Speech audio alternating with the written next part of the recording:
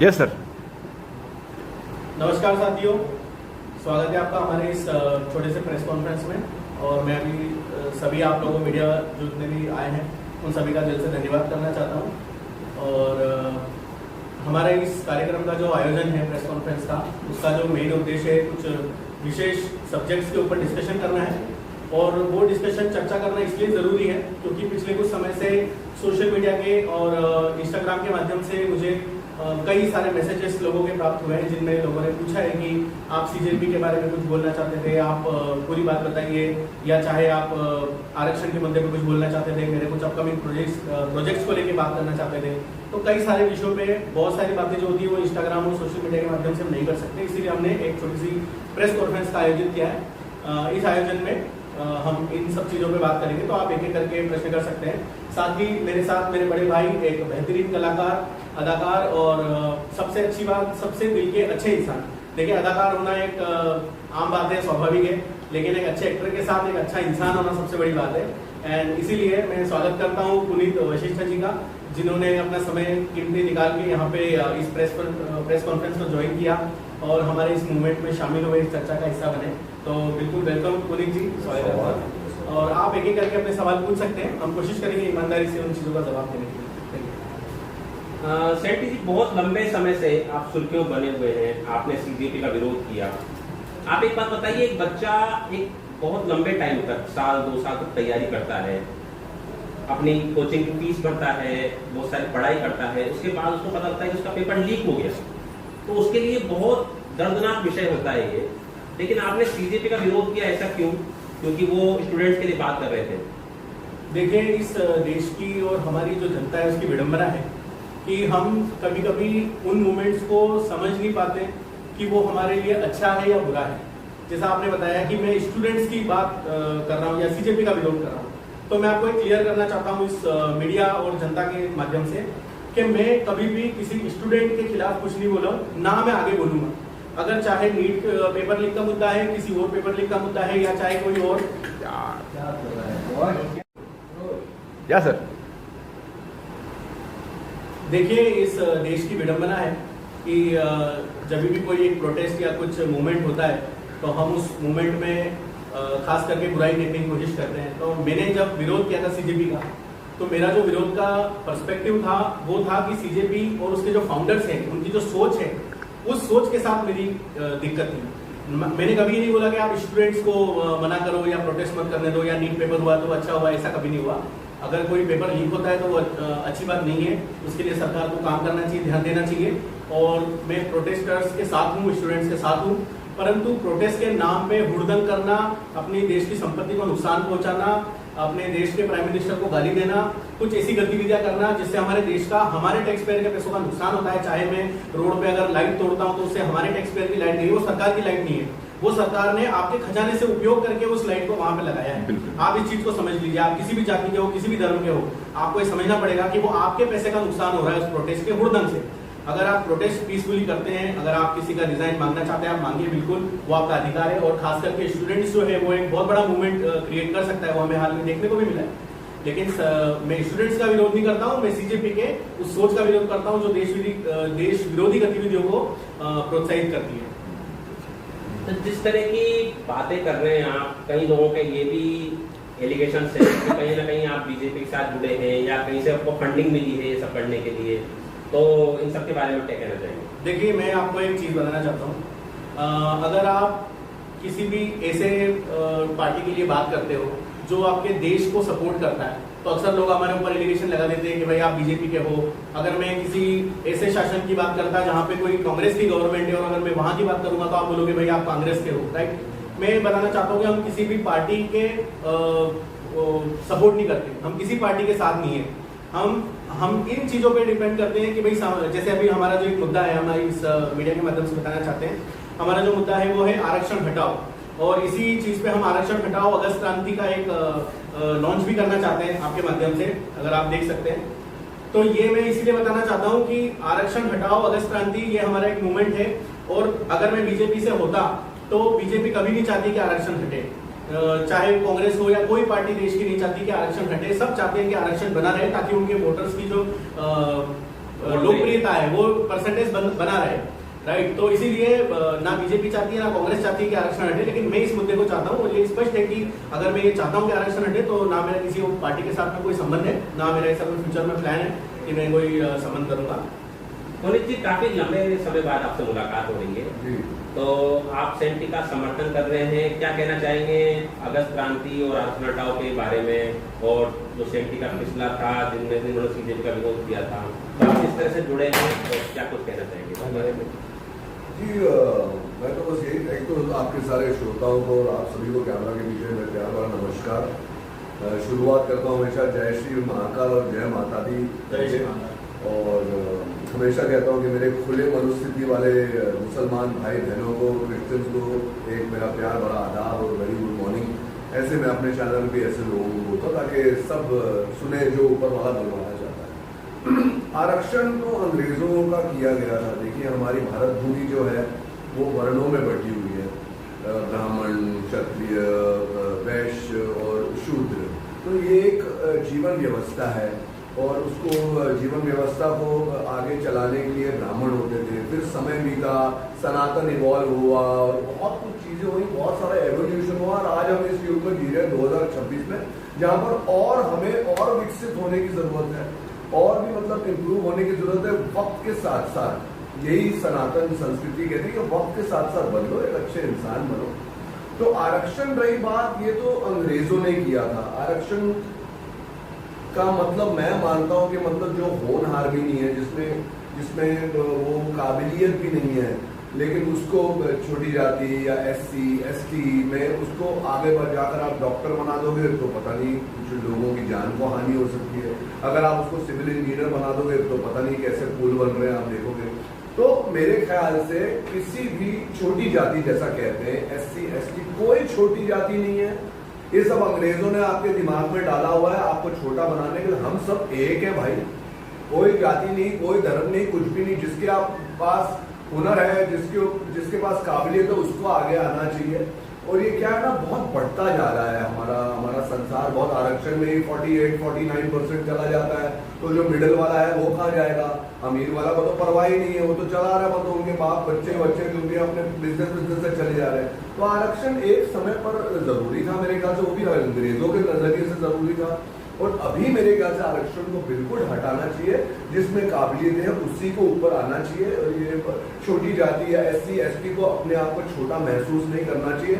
हर जाति, कोई ब्राह्मण हो, वैश्य हो, शूद्र हो, क्षत्रिय हो, सबको कंधे से कंधा मिलाकर इस भारत भूमि को आगे लेकर जाने के लिए चलना चाहिए, मेरा यही मानना। और रही बात आपके दूसरे सवाल की, सीजेपी का पूरा फॉर्म है कॉकरोच जनता पार्टी, और आप बीजेपी का जिक्र कर रहे थे साइंटी के साथ। मैं भी किसी पार्टी का समर्थक नहीं, हमारी आंखें खुली, हम देख रहे हैं कौन अच्छा कर रहा है कौन बुरा कर रहा है, ठीक है। अगर बीजेपी आज की डेट में अच्छा कर रही है तो हम बीजेपी के साथ है, अगर कांग्रेस अच्छा कर रही थी तो हम कांग्रेस के साथ होते हैं। तो सीजेपी का मतलब क्या है? कॉकरोच जनता पार्टी। बीजेपी का मतलब क्या है? भारतीय जनता पार्टी। मेरे नजरिए से सीजेपी हमारी युवा को कॉकरोच बना दिया। आपको कॉकरोच बनना है या भारतीय जनता पार्टी? मेरे नजरिए से भारतीय जनता पार्टी आपको, युवा को भारतीय बना रही है, आपको भारतीय बना रही है। जो हमारा कल्चर खोते जा रहा है, जो हमारा कल्चर खत्म सा हो गया, आपको भारतीय बनना है या आपको कॉकरोच बनना है? अभी आपने साइंटिस्ट से प्रश्न किया था कि ये बच्चे का हुआ, ये नीट का एग्जाम पेपर लीक हुआ, सारी हिस्ट्री खुल के आ गई। समुद्र मंथन भी ऐसा था कि जब मंथन हुआ तो पहले विष निकला था, फिर अमृत निकला, और फिर कल्याण हुआ, संसार का उद्धार हुआ, विस्तार हुआ। तो पहले हमको देखने को लगा, सारे लोगों ने, हमको भी लगा ये मोदी और बीजेपी सब विलन है, वो निकला विष मंथन में से, ठीक है। उसके बाद हमने देखा कि भैया हमने तो, मैं पर्सनल बात कर रहा हूँ सैंडी, कि मैंने तो किसी भी वो 21 बच्चे जो बेचारे जिन्होंने अपनी जान दे दी पेपर लीक की वजह से, और ये पेपर लीक इतिहास में कई बार हुआ है, कांग्रेस में तो और ज्यादा हुआ, बड़ा गंभीर हुआ है। मैंने तो एक भी माँ या एक भी बाप को नहीं देखा कि मेरी बच्ची का कॉम्पेंसेशन दो, एक भी। कई सारी रील्स जब पहले मंथन भी हो रहा था, विष भी निकला, तो उसमें भी मैंने देखा नहीं एक मजलूम माँ बोल रही है या बाप बोल रहा है कि मेरी बच्ची मर गई, मुझे एक कुछ कॉम्पेंसेट करो, आप मुझे, मेरे को एक एडजस्टमेंट दो, एक को भी नहीं देखा। देखिए क्या है ना, ये जो हो रहा है, एक बीजेपी जो पार्टी कर रही है, आज आप देख रहे हैं airport, railway station, infrastructure, road. आज हमारा प्राइम मिनिस्टर जो है वो कहीं भी जाता है, बाप रे, बड़े से बड़े शेख, बड़े से बड़े लोग, सब लोग आदर सम्मान में उठ जाते हैं और उनको प्रणाम करते हैं, क्योंकि उनका एक ऑरा है। अभी ऐसे ही है क्या? सब लोग ऐसे ही पागल होने जा रहे हैं। हम भारत की स्थिति देख रहे हैं, आज भारत देश किस लेवल पर आ गया। आज हम टक्कर ले रहे हैं एकदम अमेरिका के साथ खड़े हो। क्या थे हम लोग 15-18 साल पहले? करप्शन से भरा हुआ देश, 2G स्कैम, चारा स्कैम, कोल स्कैम, स्कैम पे स्कैम पे स्कैम। तो मैं ये मानता हूँ, एक उदाहरण की तरह पेश करूंगा। बीजेपी एक दिए की तरह, दिए की लौ होती है ना, वो उसकी फ्लेम जो होती है, एक टिमटिमारी है बहुत प्यार से। अभी एक बार वो लौ फड़फड़ाई तो सब लोग आ गए, गलत कर रहा है, सीजेपी, आपके कांग्रेस वाले, आपके आम आदमी पार्टी। एक आदमी है देवता की तरह आगे, लेकिन उसके नाम पर कुछ प्रॉपर्टी भी नहीं है यार नरेंद्र मोदी को। अभी मेरे ख्याल से 1.5 साल पहले उनकी कोई प्रॉपर्टी थी, वो भी उन्होंने बेच दी। अपनी बीवी, अपनी माँ, सबको पीछे आदमी देश सेवा के लिए आगे निकल गए। हम कट पाएंगे यार सर। Roll sir, roll. हाँ सर, रोल। हाँ। तो वो जो जोत जो है, एक सेकंड के लिए भी फड़फड़ाई, जैसे स्थिर रहती है ना जोत, आपकी जोत एक सेकंड के लिए भी फड़फड़ाई, जो सारे के सारे राक्षस इकट्ठा हो गए, देख जोत फड़फड़ाई, देख जोत फड़फड़ाई। क्या है? ऑपोजिशन होता है, अगर आपकी रूलिंग पार्टी कुछ बुरा कर रही है देश के लिए तो आप उनको करेक्ट करेंगे। तो सिर्फ अच्छा ही अच्छा कर रही है तो ऑपोजिशन अपना फर्ज निभा रही है कि इनको करेक्ट करो। अभी देखिए, अनंत काल से ऐसा ही चलता है कि राक्षस जो होता है वो देवता को गलत समझता है, और देवता भली भांति जानता है नैतिक आंखों से राक्षस गलत है। अगर राक्षस ही ये समझे कि मैं ही सही हूं और अपने दिमाग को कभी नहीं खोलेगा वो एक्चुअली नैतिक और आध्यात्मिक आंखों से सही होने के लिए, तो तांडव ही मचेगा। और यही तांडव हो रहा है आजकल। इनको सबको साथ में मिलकर आगे बढ़ना चाहिए। राहुल गांधी इतना जला हुआ है, बोलता है, वो तो यही सोच रहा होगा ना, ये तो मेरी दादी का देश है, ये तो मेरे बाप का देश है, ये चाय वाला कहां से आ गया? तो वो ही उसी जलन में वो सड़ता जा रहा है। एक राक्षस वृत्ति का इंसान है। मैं ज्यादा न्यूज देखता हूँ नहीं, हफ्ते में एक आध दिन कैचअप कर लेता हूँ, है ना। मोदी मीडिया क्या होती है, मोदी मीडिया क्या होती है, मैं बस देख रहा हूँ भैया कि एक देश जहां चला गया। मैं भी ट्रैवल करता हूँ अयोध्या, क्या ट्रैवल, क्या प्रोग्रेस हो रही है, चाहे वो ओवरऑल इंफ्रास्ट्रक्चर में हो, हर जगह हो। बिल्कुल। तो कॉकरोच नहीं बनना है। हमने जो देखा है, जो मंथन हो रहा था, जब वहां पर तो सारे के सारे लड़कियां आ रही हैं, डांस कर रही हैं, ट्रिपलेट में बिरयानियां बट रही हैं, और ये जो बच्चों ने किया है वहां पर, ये तो अभी साबित हो गया। जब अमृत निकला मंथन में तो साबित हो गया इनमें से कोई स्टूडेंट है ही नहीं। सबके ऊपर केस रजिस्टर्ड थे। मैं बताना चाहता हूँ, भाई की बात को मैं काट रहा हूँ, लेकिन आप देखेंगे कि जिस प्रकार से सीजेपी जो प्रोटेस्ट हुआ अभी अंतिम दिनों में, जितने भी पुलिस ने बाद में सीसीटीवी में देखा है, सबके ऊपर बड़े बड़े क्रिमिनल रिकॉर्ड्स थे। वो स्टूडेंट कहां से रहे? भाई अभिजीत दीपके का कहना है कि जो स्टूडेंट्स है उसके ऊपर आप एफआईआर मत करो। मैं खुद बोल रहा हूँ, स्टूडेंट जो है उनका भविष्य खराब नहीं करना चाहिए, पर जो ऑलरेडी 10-15 साल अपने कारावास में बिता के आ चुका है, जो क्रिमिनल बैकग्राउंड से आ रहा है, वो कौन सा भविष्य सुधारने वाला देश का है ना। वो तो अपने देश की संपत्ति का नुकसान कर रहा है ना। वो इस देश की मीडिया को भ्रमित कर रहा है, मीडिया को बदनाम कर रहा है। तो इस चीज का थोड़ा ध्यान रखना चाहिए। सीजेपी के फाउंडर्स की जिम्मेदारी थी कि वो सोशल मीडिया या ऑफलाइन प्रेजेंस के माध्यम से, जिस दिन प्रोटेस्ट में थे, आप देखेंगे वो खुद चले गए ट्रक के ऊपर, और दूसरे जो उनके दैया जी थे वो बर्गर खाने में व्यस्त हो गए, है ना। तो प्रोटेस्ट की जो लीड थी वो गायब हो गई। बच्चे, भीड़ जो होती है वो अनकंट्रोल हो गई भीड़। तो इस प्रकार से जो बिना प्लानिंग का कोई अगर प्रोटेस्ट होगा तो उसको फिर सरकार अपने तरीके से निपटती है, और वही किया सरकार। जब नेपाल हुआ था, जो नेपाल में कांड हुआ था, जब बांग्लादेश हुआ, तब मैंने थोड़ी न्यूज देखी थी। तो ये राहुल गांधी और अपना कौन है, अपना पंजाब का चीफ मिनिस्टर भगवंत मान, ये आम आदमी पार्टी है, सब लोग बस यही बोल रहे थे, देखना मोदी यहाँ भी बांग्लादेश होगा, यहाँ भी नेपाल होगा। अरे यार, वहां पर कुछ परिस्थिति जब बांग्लादेश में लफड़ा हुआ था, सबके सब अंदर घुस गए थे, तोड़ा फोड़ी की थी, वहां के प्राइम मिनिस्टर को भागना पड़ा था। जब नेपाल में ऐसा हुआ था, ये सब तब के तब ये सारे जो राक्षस, जो अपोजिशन वाले हैं, ये सारे के सारे बोले एक दिन ऐसा नहीं, यहाँ भी ऐसा हो गया। अरे लेकिन यहाँ क्यों होगा? वहां की परिस्थिति अलग है, यहाँ की परिस्थिति अलग है। 12 साल से आप किसी भी डिपार्टमेंट में देख लीजिए, सिर्फ और सिर्फ आर्थिक प्रोग्रेस ही हुई है। हर क्षेत्र में मैं हमेशा कहता हूं कि हर हिंदू अच्छा नहीं होता और हर मुसलमान बुरा नहीं होता, और यही मोदी जी भी कहीं ना कहीं मानते हैं। इतनी सारी योजनाओं का आविष्कार हुआ है, हर एक मुसलमान भाई बहन उसका पूरा लाभ उठा रहे हैं। ये सब कुछ हो रहा है हमारे देश में, तो ये ऑपोजिशन क्यों? क्योंकि वापस आता हूं, क्योंकि राहुल गांधी जला पड़ा है कि भैया ये तो देश मेरे बाप का था, मेरी दादी का था, ये कहाँ ले गया जाए। बोले एक जलन है, ईर्ष्या एक बहुत बड़ा चारित्रिक दोष होता है। ईर्ष्या इनसे बहुत अजीब अजीब चीजें करवाना चाह रही है। नरेंद्र मोदी एक ऐसा प्रोत्साहन है, एक ऐसी इंस्पिरेशन है हर एक आम आदमी के लिए कि आप मेहनत करके पवित्र रह के अपने देश को बढ़ाने के लिए आप किसी भी वर्ग से आए, आप आ सकते हैं। लेकिन ये जितने भी हैं, अखिलेश यादव, ये सब परिवारवाद वाले हैं, राहुल गांधी, ये सब परिवारवाद वाले हैं। इनको लगता है इंडिया मेरे बाप का था। नहीं, इंडिया मेरे बाप का नहीं भाई, किसी के बाप का नहीं, हम सबका इंडिया, आवाम का इंडिया है। और ये हमारे मालिक नहीं बैठे हैं जो प्रशासन में बैठे हैं, ये हमारे सेवक बैठे हैं। वाकई मुझे मोदी जी बहुत बड़े सेवक लगते हैं, सेवा कर रहे हैं, साधारण आदमी है। सारी दुनिया में इंडिया का नाम इतना ऊपर हो गया। अगर मेरी बातों से किसी को लगता है कि मैं मोदी समर्थक हूँ, बीजेपी समर्थक हूँ, तो लगे, आई डोंट केयर। जो काम अभी पिछले 12 साल में इंडिया का हो रहा है, जो प्रोग्रेस हो रही है, अगर वो कांग्रेस कर रही होती तो मैं कांग्रेस के बारे में बोलता। एक किसी और का नाम लेना चाहूंगा, आप सबके सब जो है, आप जाकर अश्विनी उपाध्याय जी के वीडियोस देखिए, वो एक एडवोकेट है। उनकी एक लॉ, हिंदुस्तान की संस्कृति को मार देने के लिए, तहस नहस कर देने के लिए, भस्म कर देने के लिए कांग्रेस ने 1947 से लॉ बनाया है। क्यों हुआ पार्टीशन? क्यों हुआ पार्टीशन? अगर पार्टीशन हो गया तो मुसलमान भाई बहन वहां चले गए, हिंदू भाई बहन यहाँ रह गए, और जितने भी साथ में आपके रह सकते थे, प्यार मोहब्बत से रह सकते थे, वो लोग हिंदुस्तान में रहने वाले थे ना। लेकिन अभी अगर हमें पता चलता है किसी की मजहबी किताबों से भी कि भैया ये तो बढ़ के मतलब इनको जिहाद करना है, या इनको खा जाना है, या इनको फिनिश करना है, या मतलब जो हमारे खुदा का नाम ना ले वो काफिर है, तो ये तो अभी आंखें खुल रही है हम सबकी। तो ये सारा कट्टर जब पीछे छोड़ना पड़ेगा, हमको इंसानियत जगानी पड़ेगी, बहुत जरूरी है। एक साथ में प्रोग्रेस करना पड़ेगा, प्रोग्रेस बहुत जरूरी है। तो मेरे ख्याल से ये बीजेपी, नरेंद्र मोदी ये कर रहे हैं। क्या होता एक अभी तक अगर बीजेपी नहीं जीती होती वेस्ट बंगाल में, सर अभी तक बांग्लादेश में शामिल हो गया होता। एक कड़वे सत्यों का फेस कर लीजिए, फेस कर लीजिए। एक और बहुत बड़ा एलिगेशन लगाया था सेंटी आपने कि आपका यूट्यूब चैनल डिलीट हो गया जब सीजेपी पर आपने बयान दिया उसके बाद में, तो इसमें क्या कहना चाहेंगे आप?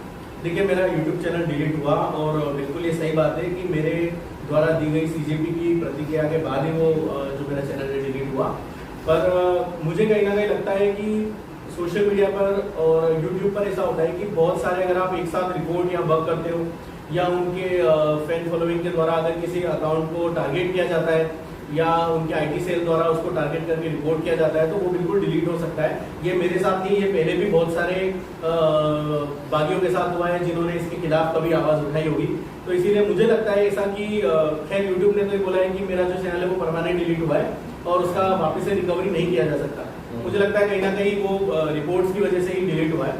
तो आज जो आप ये लॉन्च कर रहे हैं अगस्त क्रांति आरक्षण हटाओ, बिल्कुल इसको आप आगे कैसे बढ़ाएंगे? और इसको आप पुलिस साथ में जुड़े हैं, तो आगे क्या इसमें रखते हैं योजना है आपकी? बिल्कुल, हमारी योजना आगे ऐसी है कि हम एक सोशल मीडिया पेज बनाएंगे जिसके माध्यम से हमारे साथ जो जुड़ने वाले लोग हैं जो चाहते हैं कि आप रिजर्वेशन हटाइए, जैसे आप देखो कि कॉकरोच जनता पार्टी जिन्होंने एक फर्जी नियत के साथ में देश को बर्बाद करने के साथ में जब पेज बनाया तो उनको इतने 20-22 मिलियन लोगों ने फॉलो किया। मैं चाहता हूं कि एक आरक्षण हटाओ, सबको समानता का अधिकार मिले, सबको आर्थिक आधार पर आरक्षण मिले। इस उद्देश्य और लक्ष्य के साथ में हम एक सोशल मीडिया पेज बनाएंगे, एक संगठन बनाने की कोशिश करेंगे और भविष्य में चल के सरकार के ऊपर हम इस पर बात भी करेंगे, दबाव बनाएंगे और जितना हो सकता है गांधी जी के रास्ते पर चलकर हम कोशिश करेंगे कि सरकार तक ज्यादा से ज्यादा ये बातें पहुंच पाए। हमारी पुनीत जी, बहुत लंबे समय से आप बॉलीवुड इंडस्ट्री में काम कर रहे हैं। मैं समझता हूँ कि पिछले 1 दशक से आपने बहुत अच्छा काम किया है। क्या हमारी बॉलीवुड इंडस्ट्री में भी आरक्षण जैसा कुछ होता है? बिल्कुल, नेपोटिज्म होता ही था ना, लेकिन अभी चीजें बदली हैं, राष्ट्रवाद आ रहा है सिनेमा में, है ना? तो और सही राष्ट्रवाद भी तोड़ी है, सही चीज को दिखाना आ रहा है। आप नहीं चाहेंगे आपकी बेटी छोटी स्कर्ट पे, मुन्नी बदनाम हुई डार्लिंग तेरे लिए। क्या आप चाहते हैं आपके बच्चे ऐसा आपके आगे नाचे पांचे? धुरंधर देखिए, धुरंधर कितना अच्छा हो रहा है। वही मैं बोल रहा हूँ, क्या चल क्या रहा था कांग्रेस के राज में, है ना? मुझको पहचान लो मैं हूँ डॉन, मतलब आपका हीरो कौन है? डॉन। तो अब चेतन मन पर आप क्या असर कर रहे हैं कि भाई हीरो डॉन होता है, मतलब आप अपने को डॉन बनाना चाहते हैं, डराना चाहते हैं। Shoot out at Wadala, shoot out at लोखंड वाला, शूट आउट ये भाई वो भाई, अमजद चाइला, ये सब क्या भाईगिरी। पता चल गया ना अभी धुरंधर के माध्यम से कि क्या होती है भाईगिरी, पता चल गया ना कि कैसे आते हैं वहां से। देखिए मेरे बहुत सारे अच्छे मुसलमान दोस्त हैं, लेकिन धुरंधर के माध्यम से हमको पता चल गया कि वो राम का नाम लेकर कसम याद नहीं आया तो अल्लाह का नाम लेकर ही आया। सिंपल सी बात। मेरा भी YouTube चैनल है, मेरे ज्यादातर फॉलोअर्स वहां पर मुसलमान है, और मैं मेरे सारे मुसलमान भाई बहनों को बड़े प्यार से समझाता हूँ, शायद इसलिए मेरा आज तक YouTube चैनल डिलीट नहीं हुआ है। प्यार से समझाना बहुत जरूरी है। देखिए एक सृष्टि है, एक सृष्टि पर मनुष्य आया, जब ये बहुत लंबा तो मैं 2 मिनट में इसको लपेटना चाहूंगा। अगर उस सृष्टि में पहले भगवान बोल रहे थे, नारायण बोल रहे थे, देवी बोल रहे थे, फिर उस सृष्टि पे कुछ और जेरूसलम साइड में और लोग आए जो बोले नहीं गॉड ने बनाया, वो एक ने बनाया, फिर और लोग आए बोले क्राइस्ट ने बनाया, फिर और लोग आए उन्होंने बोला कि मतलब अल्लाह ने बनाया। अब ये चारों वर्ग के एक साथ एक ही सृष्टि पे रहते हैं। इसको लगता है कि मनु और शत्रुपा पहले इंसान थे, जो सत्य है, हजारों साल पहले लिखा हुआ था, और इनको लगता है आदम और हवा पहले इंसान है, और इनको लगता है आदम और ईव पहले इंसान है। अभी बेसिक मूल विचारधारा ही अलग है, तो झगड़े तो होंगे ही ना। अगर आप बोलते हैं कि अल्लाह ने जमीन बनाई, आसमान बनाया, मैं बोलता हूँ भगवान ने बनाया, अभी आपकी विचारधारा यहाँ जा रही है, मेरी विचारधारा यहाँ, लफड़े हो रहे हैं, और ये पॉलिटिशियन जो है लफड़ों के मजे ले रहे हैं। तो हर एक इंसान को अपना मजहब धर्म पीछे छोड़ के आध्यात्म को जागृत करना चाहिए। सबसे बड़ा आध्यात्म, सबसे बड़ा धर्म मैं मानता हूँ, मेरे जितने भी एक्सपीरियंस है, कि भैया नैतिक आध्यात्मिक आंखों से क्या सही है क्या गलत है इतना जान ले, तू भगवान का बच्चा बन गया, तू अल्लाह का बच्चा बन गया। क्या सही है क्या गलत है, क्या बुरा है क्या अच्छा है, इतना जान ले, तेरी लाइफ निकल जाएगी। और सब चल ही रहा है भाई प्रोग्राम है यार। ये हम जिस चेयर पर बैठे हो, चेयर बनाने वाला कोई, हम एक इंटरव्यू देख रहे हैं उसको रिकॉर्ड करने वाला कोई रिकॉर्ड कर, तो ईश्वर चला ही रहे हैं सबको। तो शांति से चलना है और उसका आदेश लेना है, अंदर से मिलता आदेश। बस ये सब पॉलिटिक्स में ये क्या कर रहे हैं आम आदमी पार्टी में। मैं वापस उदाहरण देना चाहूंगा 10 सेकंड में। एक लौ चमक रही है इतने सालों से, और सारा का सारा अंधेरा पास में जलन खा रहा है कि नहीं भैया हमारा वक्त आए, हमें सब कुछ वापस अंधेरे में लाना, बंद करो ये रोशनी। यही हो रहा है आपका सीजेपी बीजेपी जो हो रहा है। और मैं आपको एक और चीज बताना चाहता हूँ कि अगस्त क्रांति के नाम से हम एक गाना भी जल्दी लॉन्च करने वाले हैं, जिसमें कुछ पंक्तियां इस प्रकार होगी जो किसी भी राजनेता को, चाहे वो बीजेपी हो या कांग्रेस हो, किसी को पसंद नहीं आएगी, लेकिन हम फिर भी जनता के लिए वो चीज करेंगे। कुछ पंक्तियां हैं इस प्रकार की, देश की जनता रो रही, सरकार चैन से सो रही, ये जातिवाद के दम पे भर गए अपने वोट की झोली, असली मुद्दे खत्म हो गए सारे नेता जाली, और सड़कों में खड्डे हो गए क्या बजट हो गया खाली। इस बात का जवाब किसी के पास नहीं, सबके मुंह पर पट्टी। इस बात का जवाब किसी के पास नहीं, सबके मुंह पर पट्टी। और देश की मीडिया हो गई अंधी, न्यूज दिखा रहे बत्ती। अब हम तो यही करेंगे और हम तो यही कहेंगे, और सुनने की ताकत है सुन लो, हम तो यही कहेंगे। इस प्रकार से जो हमारा अगस्त क्रांति का गाना होगा वो पूरा एक इस मुद्दे पर होगा कि किस प्रकार से जो शोषण करते हैं राजनेता, और उसका जो फायदा है वो राजनेता के बच्चे उठाते हैं, विदेशों में पढ़ाई करते हैं, चाहे वो बीजेपी के हो कांग्रेस के हो। आप किसी भी पार्टी के बड़े पॉलिटिशियन का, मैं आपको नाम नहीं ले रहा हूँ कि आप कांग्रेस का करो या आम आदमी पार्टी, किसी भी पार्टी के बड़े पॉलिटिशियन के बच्चे का रिकॉर्ड उठा के देख लो, वो विदेशों में है। सिर्फ भारत नहीं, किसी भी देश का, नेपाल में जो मूवमेंट हुआ या उसके पहले बांग्लादेश में जो मूवमेंट हुआ, उसका वजह ही ये था कि वहाँ के जो राजनेता थे वो जनता के बीच ग्राउंड लेवल की बातें करते थे, लेकिन उनके बच्चे लुई वुइटन और गुच्ची के बैग्स फ्लेक्स करते थे सोशल मीडिया पे। तो वहाँ की जो जेनजी जनता थी उन्होंने गुस्सा किया। तो इस प्रकार से भारत के भी जो नेता है उनको देखना चाहिए कि उनके बच्चे अगर विदेशों में पढ़ रहे हैं तो वो खास करके भारत के बच्चों को ज्ञान मत दो कि हम यहाँ पे यूनिवर्सिटी बना रहे हैं, हम ये कर रहे हैं। आप अगर आपके बच्चों को विदेशों में भेजते हो तो आप कोशिश करो कि आप यहाँ इन्वेस्टमेंट ज्यादा करो, ताकि आपके बच्चों को बाहर जाने की जरूरत ना पड़े। तब आप एक असली राजनेता के रूप में हमें स्वीकार होगा। मुझे लगता है राजनीति की बात है, उसके अलावा ऑडियंस जानना चाहती है कि पुनीत जी और सैंडी के कौन से नए प्रोजेक्ट, कौन से नए गाने या कौन से नए शोज देखिए मैंने अभी आपको बताया मेरा अगस्त क्रांति गाना आने वाला है, इसके अलावा मेरे कुछ पर्सनल प्रोजेक्ट्स भी आने वाले हैं। एक गुजराती फिल्म का भी अनाउंसमेंट होने वाला है, उसको लेके भी हम कुछ गाने कर रहे हैं, उसका म्यूजिक और जो बैकग्राउंड म्यूजिक का काम है वो भी कर रहे हैं। बिग बॉस या अन्य रियलिटी शो में भी जाने की बहुत सारी चर्चाएं चल रही है आपको लेकर देखिए के। चर्चाएं तो मीडिया का काम है, वो आप लोगों की जिम्मेदारी है, आप उसको कैसे चलाते हैं। चर्चाएं चलने दीजिए, बिल्कुल मैं चाहता हूँ, लेकिन अभी इस पर मुझे लगता है कि बोलना सही नहीं, क्योंकि आज हमारा जो मुद्दा है वो आरक्षण खत्म करने का मुद्दा है। ठीक है, तो इसको लेके आप लोग भी जंतर मंतर पे जाएंगे? बिल्कुल। अभी आप लोग हमारी आवाज फैलाएंगे यहाँ से, है ना, कि सबको जिस प्रकार से मीडिया हमको दिखाएगी, अगर हमारे साथ लोग जुड़ते हैं और डेफिनेटली हमें अगर मौका मिलता है प्रदर्शन करने का, तो बिल्कुल हम चाहेंगे कि हम रोड पे खड़े रहें। और मैं आपको एक बात ये भी बताना चाहता हूँ कि हम जंतर मंतर से भागने वाले भी नहीं, अगर हम जाएंगे तो हम ट्रक पे चढ़ के किसी नेता की तरह, है ना, जनता को आगे नहीं करेंगे लट खाने के लिए। अगर लट खाएंगे तो हम खाएंगे पहले, उसके बाद हमारी पब्लिक खाएंगे। हमने रिसर्च की है आपके गानों को लेकर के, सेंटी शर्मा जो यूट्यूब चैनल डिलीट हो गया पर ऑडियो प्लेटफॉर्म पर वो गाने उपलब्ध हैं, तो वहां पर भी जो भाषा है बहुत ज्यादा अच्छी नहीं है। कुछ गानों में कुछ शब्द ऐसे हैं जो कि बच्चों के लिए नहीं है, और एक तरफ आप बच्चों की बात कर रहे हैं, तो दोहरा पक्षी दो बातें थोड़ी समझ में नहीं आ रही, इसको थोड़ा एक्सप्लेन करें। देखिए मैं आपको सबसे पहले तो एक सलाह देना चाहता हूँ कि मैं जिस फॉर्म के गाने बनाता हूँ उसको रैप कल्चर बोलते हैं। ठीक है, हिप हॉप कल्चर, ये वेस्ट से इन्फ्लुएंस है। इंडिया में कभी भी रैप नहीं होता था। रैप सॉन्ग्स जो आए वो विदेशों से आए, वहां का कल्चर हमने अडॉप्ट किया, उसकी लैंग्वेज बदली। आज देखिए आप तेलुगु, तमिल, कन्नड़ा, हिंदी, इंग्लिश सब लैंग्वेज में रैप सॉन्ग बन रहे हैं। और ये जो हमारा आर्ट फॉर्म है, इस फॉर्म के अंदर थोड़ी बहुत जो हमारे अंदर का गुस्सा होता है, एग्रेशन होती है, उसको दिखाने का एक तरीका है रैप। तो इसीलिए उसमें कुछ ना कुछ शब्दों में गाली होती है। खास करके मैं दूसरों रैपर्स का नहीं जानता, लेकिन मैं अगर मेरी बात करूं तो मैं गाना जब अपलोड करता हूं तो उसको 18+ कैटेगरी में डालता हूं, ताकि वो बच्चे ना देख पाए।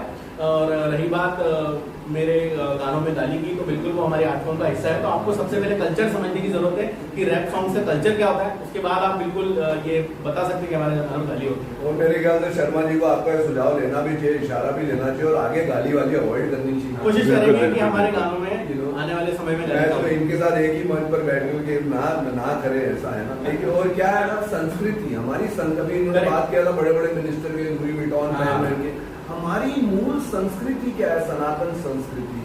कृष्ण क्या कह गए, राम जी क्या कह गए, महादेव पार्वती का क्या कहना था, हमारे ग्रंथ, हमारे उपनिषद कौन जानता है? मैं भी नहीं जानता था, लेकिन 4-4.5 साल से मैंने स्टडी की, और उस समर्पण के साथ आपका जीवन बड़ा शांत निकलता है, आपकी इंद्रियां शांत होती हैं, और आप एक बड़ा आत्मिक आध्यात्मिक जीवन जीते हैं। जितने भी सीजेपी के प्रोटेस्ट में था ना, इनकी इंद्रियां करप्ट थी, इनको मजा चाहिए, इनको मस्ती चाहिए, इनको खाना चाहिए, इनको गाली देना प्रधानमंत्री को, ये आपकी इंद्रियां दूषित हो चुकी है, ये इसका परिणाम होता है। क्या सीजेपी जैसी पार्टी को हमारी यूथ फॉलो करके वाकई कॉकरोच बनना चाहती है, कि या अपने भारतीय कल्चर को जानकर एक भारतीय बनना चाहती है? ये मैं सवाल आपके साथ छोड़ रहा हूँ अपनी तरफ से, भारतीय बने। अगर आज मैं इस इंटरव्यू पे आ रहा होता और जीन्स और टी-शर्ट की बजाय मैं धोती और कुर्ता पहना होता, तो मैं पहनते हुए मुझे भी अजीब लगता कि धोती कुर्ता कहाँ पहने, लेकिन मेरी तो ये संस्कृति है।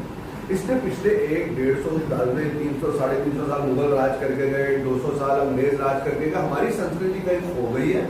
हमारी संस्कृति को जानिए, उसके अंदर घुसिए, और फिर मोक्ष प्राप्ति के मार्ग पर चलिए। क्या आपका क्या मेरा है? मैं हमेशा कहता हूँ ना हिंदू बन ना मुसलमान बन, इंसान का जन्म मिला है, अच्छा इंसान बन।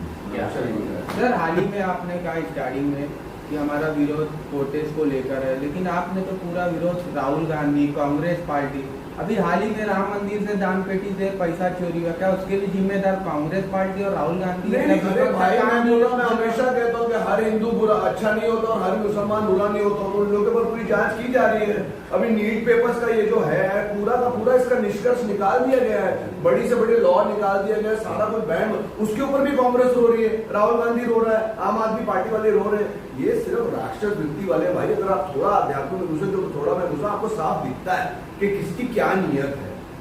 तो राहुल गांधी ये बात बोल रहे हैं, तीसरी बार बोल रहा हूँ मेरे ख्याल से, मेरे बाप का देश है, मेरी दादी का देश है, चाय वाला कहाँ लेकर जा रहा है? चाय वाला कहाँ लेकर जा रहा है? सब जो बेसिक आध्यात्मिक लोग सब देख रहे हैं, जो अच्छे मुसलमानों में कितने रील्स देखते हैं, कोई एआई नहीं हो, कितना समर्थन करते हैं। लेकिन जो कट्टरवादी हैं, जो इंडिया को भी फाइनली गजवाए हिंद करके मतलब पाकिस्तान का हिस्सा करना, जर्रा इस्लामिक करना कर देना चाहते हैं, वो लोग कभी मोदी जी को पसंद नहीं करेंगे, क्योंकि उनकी मुहिम रुक रही है। और महंगाई की पे क्या कहेंगे कुछ? राम मंदिर के मुद्दे पे आपने बिल्कुल अच्छा सवाल किया। मैं ये चाहता हूँ, मैं सरकार से आपके माध्यम से, मीडिया के माध्यम से जनता को, सरकार को एक निवेदन करता हूँ कि अगर राम मंदिर के मामले में जो भी आरोपी दोषी पाए जाते हैं उनको कड़ी से कड़ी सजा मिलनी चाहिए। बिल्कुल, उसमें ये नहीं देखना चाहिए कि भैया मंदिर में हुआ है, मस्जिद में हुआ है। आपकी अगर चोरी हुई है तो वो फिर धर्म के आधार पे नहीं होती, चोरी चोरी होती है। आपके घर में हुई है चोरी तो आप उसको देखो, आप आरोपियों को पकड़ो, उनको जेल में डालो और उसके बाद आप जनता के सामने आके बताओ कि भाई हमने ये कार्रवाई करी है। ये बिल्कुल मैं आपके माध्यम से, आपने बहुत ही वैलिड प्रश्न ही पूछा, उसका एक आंसर कंटिन्यू करना चाहूंगा। ये तो मंदिर में चोरी हुई तो पता चल गया और बाहर निकल कर आ गया। दरगाह और मस्जिद और चर्च तो अकाउंटेबल ही नहीं है। वहां तो 24 घंटा चोरी हो रही है मेरे भाई। कहां से आ रहा है आतंकवाद का पैसा, कहां से आ रहा है जिहाद का पैसा, कहां से आ रहा है मिशनरी का पैसा, कहां से आ रहा है कन्वर्जन का पैसा, यहीं से आ रहा है। मैं तो बोलता कड़ा से कड़ा रुख बरतना चाहिए मोदी जी को और ये गवर्नमेंट को, और हमारे देश की संस्कृति को कोई हानि ना पहुंचे। और मैं बोलता हूँ ऐसे लोगों ने किया पूरी तरह एक्सपोज कर रहे हो। जब कितनी बार पुलिस पकड़ते तो नकाब पहनते ना, जिन लोगों ने ये किया ना, कोई नकाब मत पहनाओ। जितने भी रेपिस्ट हो उनको नकाब मत पहनाओ, उनका शक्ल दिखाओ लोगों को, मत छुपाओ भाई, जो गंदा है उसको दिखाओ। और फिर वही है, मतलब यार अच्छे और बुरे के बीच का पुनीत जी 10 सालों 12 सालों में जब से सरकार बनी है मोदी की, क्या कहते हैं, महंगाई नहीं बढ़ी है? महंगाई क्या कहेंगे सर? इन्फ्लेशन है डेफिनेटली बढ़ी है, रोजगार भी बोलते बेरोजगारी है, बेरोजगारी। देखिए जो गुंडा था, जो भाई था, जो सपा में 50-50, 500 ले रहे बेटा, आपने टेंशन मत ले, हमारा है सब हमारा है, वो गुंडागर्दी करने वाला ना, उनको बेरोजगारी हो गई है। अच्छा मैं आपसे पूछना चाहता हूँ, लेकिन ईमानदार आदमी जो वाकई मेहनत करने वाला, मेक इन इंडिया, आत्मनिर्भर भारत, बहुत सारी चीजें खुली है, चाहे ब्रह्मोस से हो, चाहे हमारे इतने सेकंड वर्ल्ड बिगेस्ट हम लोग मोबाइल मैन्युफैक्चर बन गए, गाड़ी टाटा रेंज रोवर सब, जिनको मेहनत करनी है उनके लिए दिशाएं भी खुली है। और जो गरीब है, जिनके लिए गरीब, तो बहुत सारी योजनाएं हैं, बहुत सारी योजनाएं हैं सर। वहां से आपको बहुत दाल चावल वावल सब कुछ राशन वाशन आपको मिलता है, संभाला जा रहा है। अभी भी फाइनली तो बीजेपी भी इस क्षेत्र में जागी ना थोड़ा, ये नीट का ये हुआ, जागी, अभी कानून बनाना, ऐसे थोड़ी कोई परफेक्ट है, सभी इवॉल्व कर रहे हैं, सभी सीख रहे हैं, सब अच्छा बेटर से बेटर बन रहे हैं, तो सभी बने। अच्छा मैं आपसे एक और चीज बताना चाहता हूँ कि आपने पूछा कि भाई 12 सालों में महंगाई बढ़ी है। आपने जो मकान 12 साल पहले लिया था उसकी कीमत कितनी थी 12 साल पहले, और आज उस मकान की कीमत क्या है? आप देखिए पिछले 12 सालों में जो मुंबई में, खास करके आज हम ये प्रेस कॉन्फ्रेंस मुंबई में कर रहे हैं, मैं यही की बात करता हूँ कि जिस फ्लैट की कीमत या जिस प्लाट की कीमत पहले 12 साल पहले जो थी, क्या आज वो सेम है? यहाँ करोड़ों की कीमतें हो चुकी है। जो 50 लाख का फ्लैट था वो आज 1.5 करोड़ का हो चुका है। तो आप एज ए जनता अपने आप की थोड़ी माइंड को स्ट्रॉन्ग करिए, अपने आप को ये समझाइए कि कोई सरकार आपकी महंगाई नहीं बढ़ा रही। सरकार महंगाई बढ़ा रही तो आपका मकान भी महंगा बढ़ा, महंगाई आप बढ़ा रहे हो। आप अपने मकान को 12 साल पुराने रेट पे बेचिए, सरकार भी आपको 12 साल पुराने रेट पे राशन दे देगी। और जो गरीब है उसको तो वैसे ही 2-4 रुपए में गेहूं चावल मिलते हैं, वो कांग्रेस भी देती थी, वो बीजेपी भी देती है। तो महंगाई उनके लिए बढ़ी है जो अपनी मेहनत से काम करके कमाना नहीं चाहता, जो हरामखोरी करना चाहता है, जो बड़े बड़े खाना चाहता है, जो आलस करता है। उसको ये नहीं चाहिए कि मेरे को कमा के मेहनत करके कुछ खाना है। आज आप मेरे मीडिया के साथी हो, आज आप भी मेहनत करते होंगे, सब पैसा कमाते हैं, तभी आप अपना मकान दुकान बना पा रहे हो, चला पा रहे हो धंधा, राइट? आप मेहनत करोगे तो आपको काम मिलेगा। आप सोचोगे कि मेरे को 12-15 साल पुराने जो कीमत पे घर था उसकी कीमत तो मुझे ज्यादा मिले, लेकिन चावल मुझे आज के 15 साल पुराने रेट पे चाहिए। तो ये क्या है, ये थोड़ा सा इसको हमें मानसिकता सुधारने की जरूरत है। बाकी खैर आपके जो भी सवाल है हमने अच्छे से कोशिश की है जवाब देने के लिए। आपका और कुछ सवाल है तो बताइए। पुनीत जी सवाल ये है कि आप बॉलीवुड से बिलोंग करते हैं, इस पूरी सीजीपी प्रोटेस्ट पे हमने देखा बॉलीवुड ने कुछ नहीं बोला, ऑलमोस्ट सभी साइलेंट थे। उस बारे में आपकी क्या रवैया है? क्या ये लोग बोलने से डर रहे बॉलीवुड के लोग, और क्या क्या रीजन क्या है, मतलब क्यों वो शांत थे पूरे मुद्दे पर? शबाना आजमी को हमने देखा, सलमान खान को भाई सब चुप हो जाता, और जिन लोगों ने बोला तो सीजेपी के समर्थन में बोला, हाँ, लेकिन आप विरोध कर रहे हैं तो ये अभी और एक चीज सुनी थी यहाँ पे कि बॉलीवुड के लोग पैसे देके वहाँ गए, मतलब बुलाए गए थे पैसे देके। हाँ बिल्कुल, आकांक्षा पुरी कहा किसने किसको पैसे दिए। आकांक्षा पुरी ने मीडिया में आकर खुद बोला है कि मुझे भी पैसा ऑफर हुआ था और दूसरे लोगों को भी पैसा देके बुलाया गया। आकांक्षा पुरी के गट्स को मैं सैल्यूट करता हूँ कि उन्होंने ना तो पैसा एक्सेप्ट किया, ना वो सीजेपी के प्रोटेस्ट में गई, और उन्होंने दूसरा मीडिया के सामने आके वो सब बातें बताई और लोगों को जागरूक किया। तो आपके सामने ही इसका जवाब दो, है ना? जो पैसा दे के बुला रहा है वो सीजेपी है, बीजेपी नहीं है। बीजेपी को जीतने के लिए पैसा देने की जरूरत नहीं है, ना मुझे बीजेपी से पैसा लेने की जरूरत है। भगवान की दया से हमारी तारोटी अच्छी चल रही है। कहने का मतलब है कि आप किसी फंडिंग के ऊपर आप ये एलिगेशन लगाना सही नहीं है। और आपने कहा कि मैं बॉलीवुड से हूँ, मैं बॉलीवुड मतलब यार इसको इंडियन फिल्म इंडस्ट्री है। बॉलीवुड मेरे ख्याल से दाऊद इब्राहिम ने नाम रखा था इसका। उन लोग का होएगा हॉलीवुड, अपना होएगा बॉलीवुड। क्या है बॉलीवुड? बॉलीवुड क्या है? हमें हिंदी भारतीय सिनेमा है, भारतीय सिनेमा है ना। तो मैं सलमान खान, शाहरुख खान के बॉलीवुड को बिल्कुल बिलोंग नहीं करता। लोग जानते हैं भाई ये सच बोलने वाला आदमी है ना। और सलमान खान भाई मतलब ग्रेट स्टार है, लेकिन वो भी सब दुबई कराची कैसे सपोर्ट रहा है वो सबके सब जानते हैं। मैं क्यों अपना ये मुद्दा वो नहीं है हमारा प्रेस कॉन्फ्रेंस। आज का जो हमारा मुद्दा है वो मुझे लगता है आरक्षण था। तो अगर आप आरक्षण के इर्द गिर्द और कुछ जानना चाहते हैं तो बताइए मुझे। तो मैं तो यहाँ पर बोल रहा हूँ, मुझे 500 करोड़ मिले हैं यहाँ पर बोलने के लिए। मतलब ये सब यार भाई, मैं सत्य बोलने के लिए अपना पेट्रोल जलाकर आया हूँ यहाँ पर, सिंपल सी बात है। और कुछ नहीं, बॉलीवुड कुछ नहीं। जिस बॉलीवुड की आप बात कर रहे हैं, आप जरा अपनी तीसरी आंख दृष्टि से देखिए, वो बॉलीवुड खत्म हो चुकी है, वो खत्म हो चुकी है। और बॉलीवुड के माध्यम से भी हमने क्या दिया है, हमारी संस्कृति को क्या हमने बांटा है, हमें पता तो चल रहा है, लेकिन अभी क्या है बॉलीवुड, वो स्कर्ट और वो सेक्सी ब्लाउजेज और फैशन, ये क्या भारतीय संस्कृति है? सिनेमा के माध्यम से संस्कार बांटे जा सकते हैं। मैं माता पार्वती से यही प्रार्थना करता हूँ कि सिनेमा के माध्यम से संस्कार बढ़े। हाँ, कॉमेडी भी आए और सारी चीजें हो, सब रंग का अभिनय हो, लेकिन संस्कार भी बांटे जा सकते हैं। शायद यही वजह है कि बॉलीवुड की फिल्म बहुत ही कम चल रही है और हॉलीवुड की फिल्में बड़ी फिल्में बहुत बड़े बॉलीवुड भी चलती है, लेकिन मैं वही बता रहा हूँ कि जो सिनेमा जनता, आज की जनता, 2026 की भारतीय जनता जो सिनेमा देखना चाहती है वो धुरंधर है। वो यूरी अटैक वाली मूवी है। तो आप देखिए कि जनता किस ओर जा रही है। अभी जनता को वो स्कर्ट और वो नाच गाने में नहीं जाना है। उनको चाहिए कि उनको एक हमारे इतिहास से रिलेटेड हो या हमारी सत्यता पर आधारित कोई अगर फिल्म है तो उसको जनता खुद स्वीकार कीजिए। सर, हम फिर ग्लोरीफाई करना, गैंगस्टर को ग्लोरीफाई करना, सेक्स को ग्लोरीफाई करना, फैशन को ग्लोरीफाई करना, कहा भैया। तो काफी टाइम से जो सिनेमा चल रहा था आज से 12 साल पहले, वो हमारी आंखें खुली, लेकिन आंखें बंद करने वाला था। अभी आंखें खोल दो, इंद्र आप देख रहे हैं। मैंने फिल्म की थी ना, उसमें मेन विलन था उदयपुर फाइल्स, उसमें कन्हैया लाल के मर्डर के ऊपर फिल्म बनी थी। बंगाल फाइल्स, कश्मीर फाइल्स, ये सारी फिल्में आपकी आंखें खोल रही हैं। कई सालों से सिनेमा के माध्यम से आपकी आंखें बंद की गई हैं। सर, हम फिर आती है मुद्दे, आरक्षण मुद्दे पे, जहाँ मराठा आरक्षण मांग रहे हैं, शायद उनको मिला भी है, दे भी रहे, वहाँ आप आरक्षण खत्म करने की बात कर रहे हैं। इतना आंदोलन हो रहा था, आप करे खत्म हो जाए। हम जो वेल डिजर्विंग है, जो वाकई आर्थिकता से वो बहुत तंग है, उसको डेफिनेटली मिलना चाहिए आरक्षण। इसके अंदर हमें बहुत सूक्ष्मता से स्क्रूटनाइज करना पड़ेगा। इसको रिफॉर्म करने की जरूरत है, रिफॉर्म करने की जरूरत है, खत्म करने। देखिए, आज के जमाने में आपने बताया, मैं उस बात पे एक बहुत अच्छा सुझाव देना चाहता हूँ मेरे माध्यम से, मीडिया के माध्यम से सरकार को, कि आज के जमाने में सिर्फ 2 टाइप की जातियां रेडी है। बताइए कौन सी? मैं बताऊं, 2 जातियां, अमीर गरीब या अमीर और गरीब। यस। तो अगर आपका आरक्षण का जो मुद्दा मांग उठ रही है कहीं पे कि उनको आरक्षण मिलना चाहिए, तो वो गरीब को मिलना चाहिए। जब मैंने ये शुरुआत में बात की थी अभी इस प्रेस कॉन्फ्रेंस में, तभी बोला था कि आरक्षण के आधार पर आप आरक्षण दो, आप आर्थिक स्थिति के आधार पर आरक्षण दो, वो ज्यादा वैलिड होगा। कोई विकलांग है, कोई दिव्यांग है, उसको दो। उनको तो मिलता ही, उनको तो ही है। बिल्कुल, हम ये मना नहीं कर रहे कि आरक्षण को खत्म कर दो। हम ये चाहते हैं कि आरक्षण को रिफॉर्म करके आर्थिक आधार पे बांटो, ताकि आपका जो आरक्षण है वो सही बंदे तक पहुंचे, सही इंसान तक पहुंचे, और वो जिसको जरूरत है वो आगे बढ़े जीवन में, और वो भारत के योगदान में अपना योगदान दे सके। राइट, भारत की तरक्की में अपना योगदान दे सके। चाहूंगा कि पोस्टर लेकर के थोड़ा